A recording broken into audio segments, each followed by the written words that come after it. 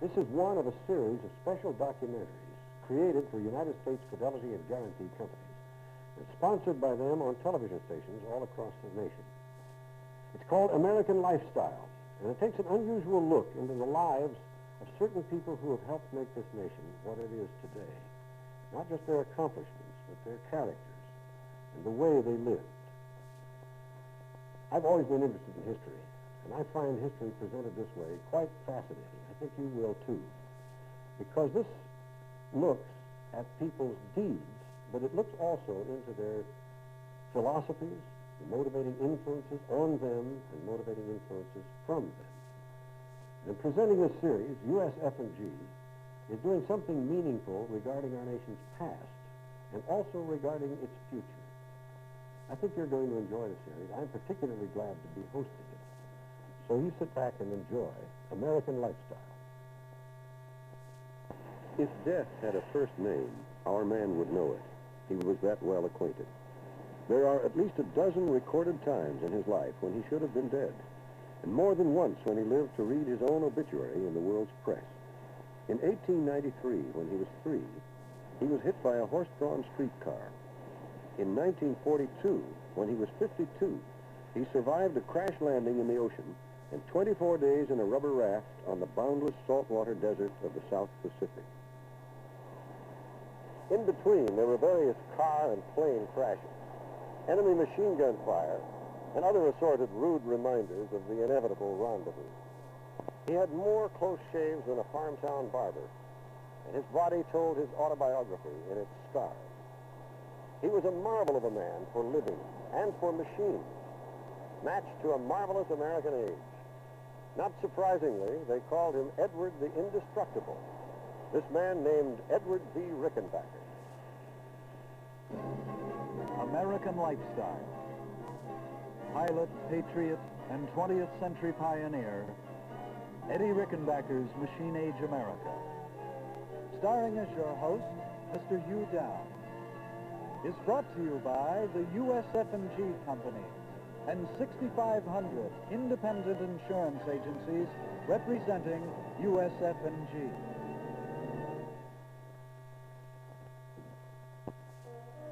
Nobody called him Edward V. Rickenbacker, except perhaps the citation on his Congressional Medal of Honor, which he won for extraordinary valor as America's foremost combat pilot in World War I. We're in the Hall of Air Transportation at the Smithsonian Air and Space Museum in Washington, D.C. Rickenbacker's life paralleled the development of most of the machines in this room and the muscular explosion of America's incredible machine age. His own personal energy and certitude that life and men could be made better with American ideals and machinery to lead the way made Rickenbacker the perfect man for the mechanical age. It all began far from center stage in Columbus, Ohio, where Rickenbacker was born the 8th of October, 1890. The third of 8 children. 7 lived to maturity. Born to William Rickenbacker and Elizabeth Basler. Both penniless, William and Elizabeth had emigrated to America from Switzerland, had met, fallen in love, and married in Columbus. In 1893, the couple moved further into the American dream when they moved into their own house, this one, on the east side of town on Livingston Avenue, purchased with a small down payment, in cash, and a large investment in hope and hard work. The house was only 2 rooms downstairs and 2 half rooms upstairs in those early days. And Rickenbacker's father built the house himself. Rickenbacker's father was German-Swiss, dark, hard-working, strong, stern, and somber, and he had a mustache. Elizabeth, the mother, was sensitive and encouraged Eddie's painting talent, which later served him well in his mechanical drafting. She was deeply religious, pretty, and a redhead. She remained close to her son throughout her 82 years. At 9, young Eddie wept uncontrollably because he was afraid to die. When the father found him in a small shed back of the house, and Eddie explained why he was sobbing, the elder Rickenbacker took a switch to the boy's bottom and forbade him ever to worry about such matters again. Eddie claims he never did again, although his mother must have taken up the job. because Eddie was always trying to get himself as close to killed as possible. Once, sleepwalking, he fell 25 feet off a balcony. He also fell into a well, out of several trees, off a train that then nearly backed over him. He got his head punctured by a hoe. And finally, he tried going off a barn roof with a bicycle and a tractor umbrella, which promptly turned inside out. This was the first of several air-related crashes. A further tenet of the American dream was formal education for one's children. And Rickenbacker's father shared the dream. But in the summer of 1904, Rickenbacker's father was operating a pile driver in the building of a new bridge when he was struck by a swinging timber that fractured his skull and, after a few days in coma, killed him. Eddie was 13. He used to come down near the railroad track to find coal for the family stove in their lean years. After the father's funeral, the mother gathered the children together and made them promise that those among them who would be successful would see that none of the others should ever be in want or need. Young Eddie, seating himself in his father's chair, further promised, "Mama, I'll never make you cry again." He could not keep that second promise, but he was unswervingly faithful to the first. This is the pit area next to the main straightaway of the Indianapolis 500-mile Motor Speedway, where each Memorial Day weekend, 33 men and machines compete in the greatest automotive spectacle on Earth, witnessed annually by over 300,000 spectators. It's a modern and far cry from the old Brickyard 2.5-mile oval that saw the first 500 in 1911. Here, in memory of the early track, is preserved a small patch of the original brick. In 1904, the track did not exist at all, of course, and the young boy barely dreamed of such spectacle. Rather, Eddie was quitting school and going to work. He lied about his age and quickly found a succession of jobs. First, in a glass factory, then a foundry, a brewery, a shoe factory, a railroad machine shop, and a monument works, where he himself carved the letters in a stone for his father's grave. Then he heard about the Freyer-Miller Automobile Company. He volunteered to work for nothing and so thoroughly cleaned and swept the place that Lee Freyer finally took him on. Oh yes, he was then all of 16. Lee Freyer went to work building automobiles with the Columbus Buggy Company and took Rickenbacker with him. In short time, the boy was sent on the road to teach dealers how to repair and maintain these mercurial early machines. As he himself said, "Engines have always talked to me." In Texas, Rickenbacker demonstrated quickly his lifelong genius for public relations. Reading that Democratic hopeful William Jennings Bryan was due in town for a speech, Rickenbacker contacted him and offered his car and his services as a chauffeur to take the famous man around. The pictures next day appeared in the press all over. Rickenbacker was a born salesman, and the best way to sell cars in the early days of the automotive business was to be a race driver. His reckless nature had finally found its focus.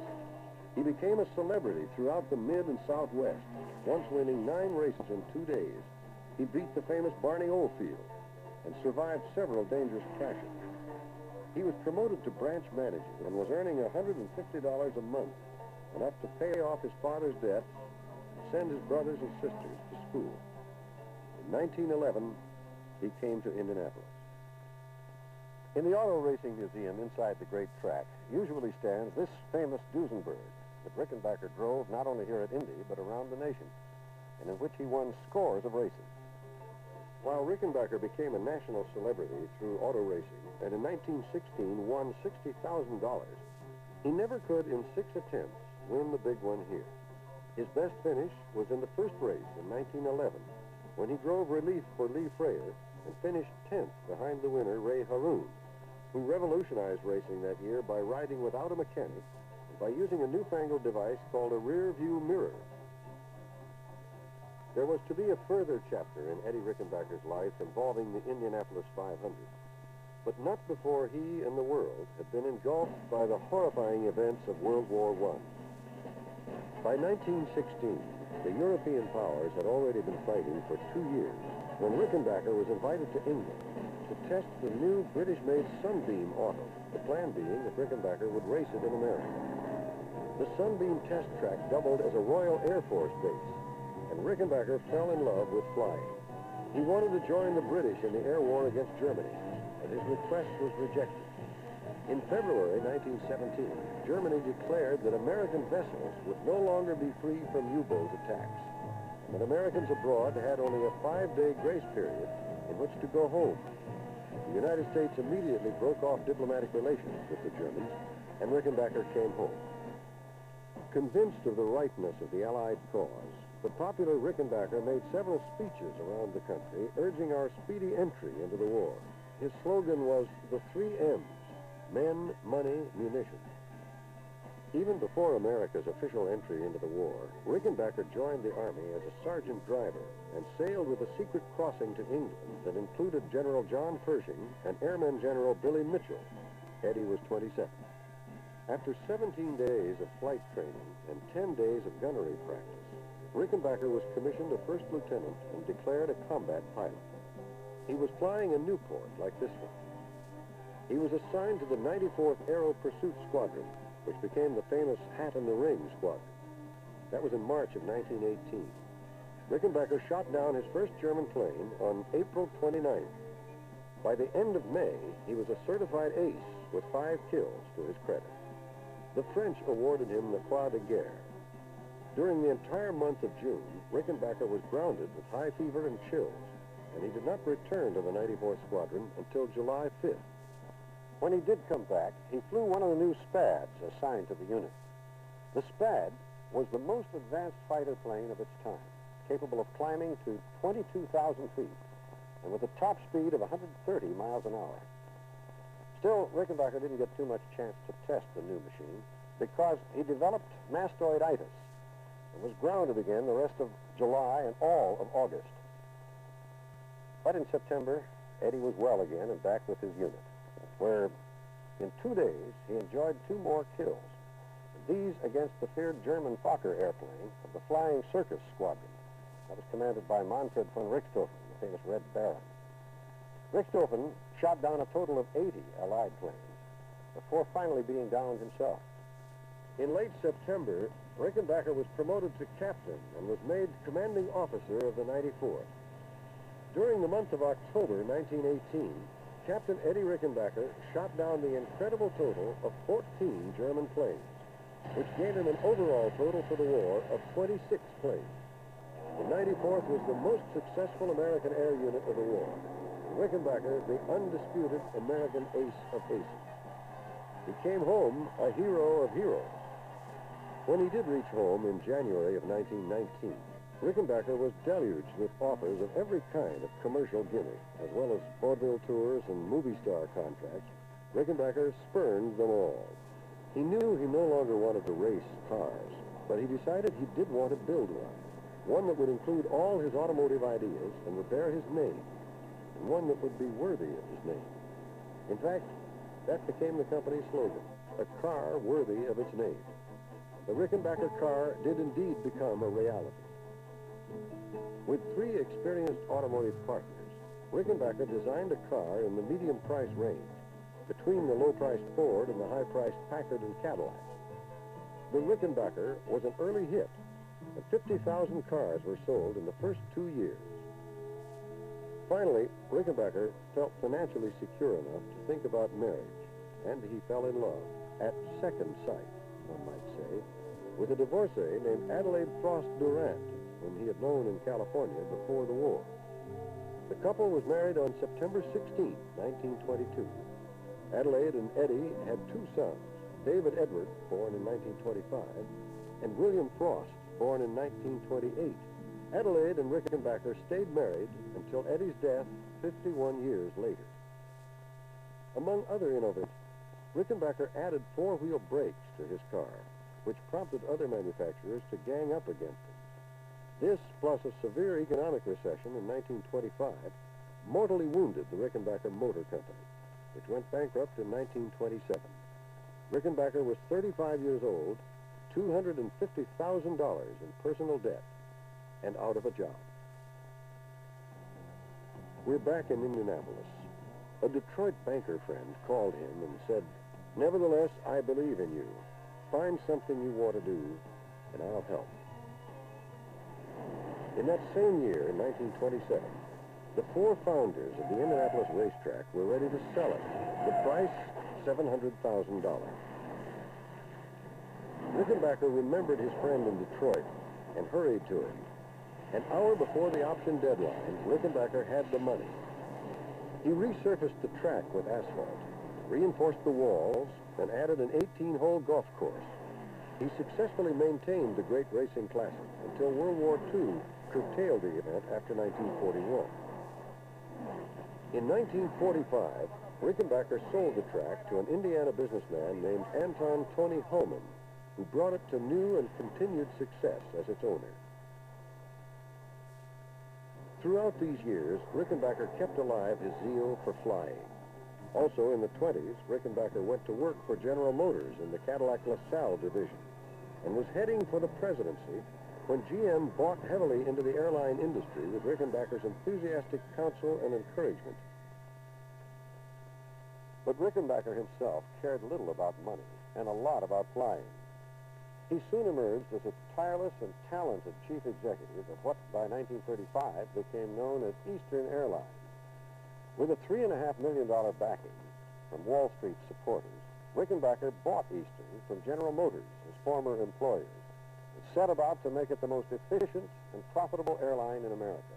In fact, until after World War II, it was the only U.S. airline to survive without government subsidy and the only one to operate in the black. Rickenbacker was beloved by many of his employees, nearly all of whom he knew by first name. And he was responsible for an astonishing number of innovations, both mechanical and human. During his trips to Germany in the 30s, Rickenbacker had been shown by Hermann Goering personally the buildup of the German Luftwaffe. Rickenbacker in vain tried to warn England and his own countrymen that war and punishing air war was inevitable. Nobody who counted listened.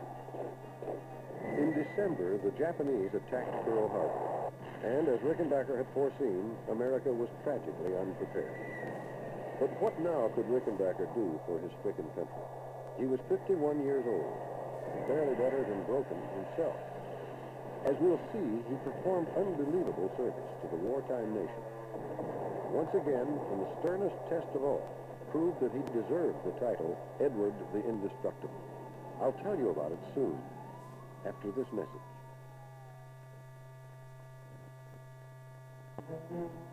In addition to leasing half of Eastern's equipment and the services of its manpower throughout the war, Rickenbacker traveled around the world on dangerous and often secret missions on behalf of Secretary of War Henry Stimson and Air Chief General Hap Arnold. He was also instrumental in the pre-war development of the workhorse DC-3 and created important improvements for the B-17 and B-24 bombers, as well as for the P-38 and P-40 fighter planes. His salary was $1 a year. His first assignment was in March 1942, when he toured all the American training air bases and developed a detailed program for teaching new pilots and for increasing efficient production and supply. Next came a similar journey to the European theater. Then, in October of 1942, he set out on a tour of our Pacific installations. Rickenbacker, with an aide and a crew of 6, left Hickam Field, Hawaii, in a B-17 for the first hop to Canton Island, on a journey that was supposed to end at General MacArthur's headquarters in Port Moresby, New Guinea. But Flight Captain William Cherry and the big plane never did find Canton. Finally, with its fuel exhausted, Cherry was forced to crash land in the ocean. It was a miracle that all 8 men survived the impact of the ditches. They scrambled out and gathered in 3 small rubber life rafts roped together. In their haste, they had forgotten to bring the food and water rations. They started their aimless and agonizing voyage with just 4 oranges. If Rickenbacker was almost the oldest, he was also the toughest and the most inventive. He immediately became the leader. He had left his clothes on, and also his faithful old fedora, the one he later said his wife had always threatened to throw out. 2 of the other men had stripped and nearly died of exposure to the blazing sun during the day and the rattling chill at night. Rickenbacker made the group sing, tell their life stories in intimate detail, read from the Bible, and pray. Sharks were a constant threat. So was salt water, a liquid temptress to the parched men. The oranges lasted 6 days. On the 8th day, after Rickenbacker had finished reading from the New Testament pocketbook that one of the men had, a minor but major miracle occurred. A seagull landed on Rickenbacker's hat. Our prayers were answered.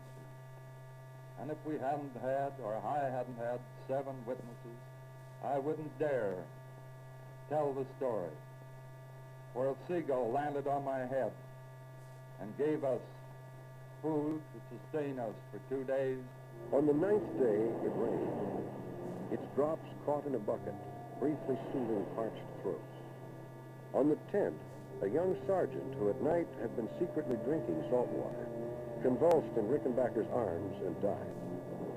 Rickenbacker resolved anew to live, and he alternately mothered and railed at the remaining 6 men to do the same. Later, several men confessed that their strongest motive to survive was to see Rickenbacker dead. On the 19th day, they heard a plane, which passed them by. On the 20th, there were 2 more. It was a new agony, but also a new hope. On the 23rd day, against Rickenbacker's advice, the men decided to separate their rafts and go off in different directions. 2 men each in 2 rafts soon disappeared. Rickenbacker was left in the 3rd raft with 2 unconscious companions. Then, on November 13th, a Friday, the 24th day, the most joyous music Rickenbacker had ever heard came to his ears.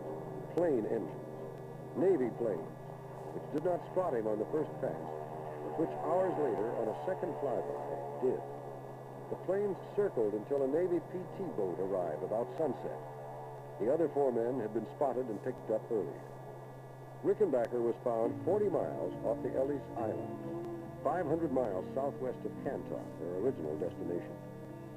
Rickenbacker, who normally weighed 180 pounds, checked into the Samoa Navy Hospital, read his obituary. There was a cartoon by C.D. Batchelder in the New York Daily News with a black wreath floating in the waves, saying, "So long, Eddie." The artist wrote in, "Beg pardon, Eddie," months later when he gave Rickenbacker the original cartoon. Oh yes, Rickenbacker completed his special mission to MacArthur before returning to America and addressing the nation, and finally reuniting with his beloved family. Rickenbacker continued to serve the nation during the war, and in the post-war era led Eastern Airlines to new successes and into the jet age. But in 1973, age 83, Edward the Indestructible surrendered to the inevitable. He had a massive stroke while in Zurich, Switzerland, land of his parents' birth. The circle was complete, and the gray fedora was out of the ring. Captain Eddie's ashes were brought home to Columbus for a final service at this chapel in Greenlawn Cemetery. Overhead, the planes came in a missing leader formation, the aerial equivalent of the riderless horse. And this was his final resting place. As American technology moved inexorably toward automation, computers, push buttons, the knight-errant mechanics and heroes such as Rickenbacker were being replaced by anonymous disciples of science and engineering. But at the dawn and through mid-morning of the 20th century, machinery was still man-sized, and the romantic value systems of the 19th century still prevailed. It was a time, perhaps the last, when men could match and master their machines and their mortality, and still believe in themselves and in God. Once he said, "He who does most lives most. He who lives most gives most." It was a fitting epitaph. And in the planes and personnel of Eastern Airlines are his living memorials. Rickenbacker was acquainted with death on a first-name basis, but in the end prevailed as an American immortal. Godspeed and happy landing. American Lifestyle. pilot, patriot, and 20th century pioneer, Eddie Rickenbacker's Machine Age America. Starring as your host, Mr. Hugh Downs. Has been brought to you by the USF&G Company and 6,500 independent insurance agencies representing USF&G.